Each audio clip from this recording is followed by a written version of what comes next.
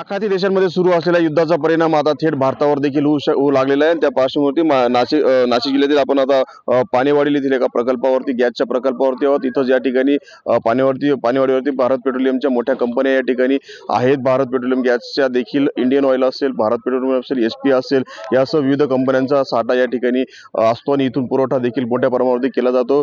परंतु आखाती देशाच्या युद्धाचा परिणाम राज्यभर होताना बघत असताना देखील मोठ्या प्रमाणावरती मालेगाव असेल, नाशिक जिल्ह्यातील ग्रामीण भागात असेल, राज्यभर असेल, या ठिकाणी कमर्शियल गॅसचा तुटवडा या ठिकाणी आताच जाणू लागलाय आणि त्या पार्श्वभूमीवरती घरगुती गॅसचा देखील परिणाम या ठिकाणी बघायला मिळतोय. बऱ्याच ठिकाणी ग्रामीण भागामध्ये काही गॅसच्या दुकानांवरती मोठ्या प्रमाणात ग्राहकांनी झुंबड देखील या ठिकाणी घातलेली आहे आणि त्या पार्श्वभूमीवरती सरकारने देखील त्या ठिकाणी काही निर्बंध या ठिकाणी लादले. तर निर्बंधांच्या पार्श्वभूमीवरती सर्वांना योग्य पद्धतीने योग्य वेळेस गॅस भेटावा या ठिकाणी प्रयत्न सरकारमार्फत सुरू असताना देखील मालेगाव असेल, मनमाड असेल, नाशिक जिल्ह्यातील अनेक शहरांमध्ये या ठिकाणी कमर्शियल गॅस असेल, घरगुती गॅससाठी प्रत्येक गॅस एजन्सीच्या मागे बाहेर ग्राहकांनी या ठिकाणी झुंबड केल्याच्या पार्श्वभूमीवरती पुरवठा नेमका कसा होतो हे बघण्यासाठी आपण या ठिकाणी इंडियन गॅसच्या गोडाऊनच्या बाहेर आहोत. या ठिकाणी संबंधित अधिकाऱ्यांनी कॅमेऱ्यावरती बोलण्यास जरी नकार दिला असला तरी या ठिकाणी मोठ्या प्रमाणात वरिष्ठांच्या आदेशानुसार योग्य पद्धतीने या ठिकाणी पुरवठा केला जात असल्याचं या ठिकाणी त्यांनी सांगितलं. परंतु आतापर्यंत कुठलाही तुटवडा या ठिकाणी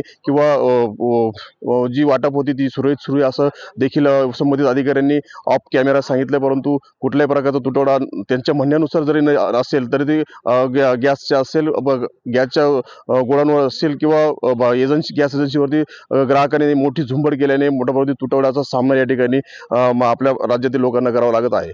मनोज शावळे, TN मराठी, मालेगाव.